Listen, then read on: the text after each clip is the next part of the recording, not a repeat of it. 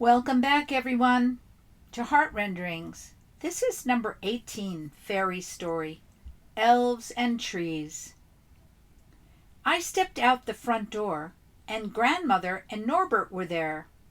It's a beautiful day in the Fairy Glen.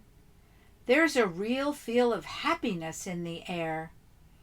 I asked where we're going, and Grandmother said, "Well, I heard you talking about the elves and trees, so we're going to visit the elves in the elven trees." And with that, we were off into what seemed like the far reaches of the glen. Then we went straight up so high. I thought maybe this might be the highest or tallest tree in the glen. At the top, all these branches were woven into a rooftop of sorts, and to make sure no one fell through, the spiders wove webs all through it, sort of like a tree trampoline. Norbert started rolling around. It was fun. Shortly, this sweet little elf came up and introduced herself. Her name is Clarice, and she said she saw us fly in and thought she'd help us out and show us around. We were made smaller to make the experience easier for all the elves.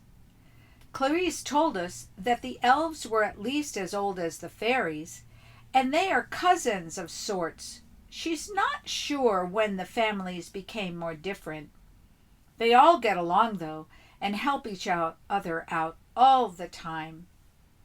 I asked to be shown around this enormous tree, as there were endless stairways that were enchanted to move all around, making it so much easier to get around. As we rode one of these stairways, we could see little nest-like houses made of woven branches and vines. They varied in size, depending on how many elves lived there, like little hobbit houses. Clarice named off the elves who live there, and it seems everyone is related through many lineages. I asked if she had a special job, and Clarice told us she works in the herb garden. Her job is to converse with all the plants, encouraging them to grow and ask what they might need that she could get for them. She said she also sings to them often and hears them humming to her songs. "Do they mind being picked for medicine?" I asked. "Not really," she said. "There's been an understanding and arrangement made a long time ago. We always need to propagate more and more so they don't feel alone.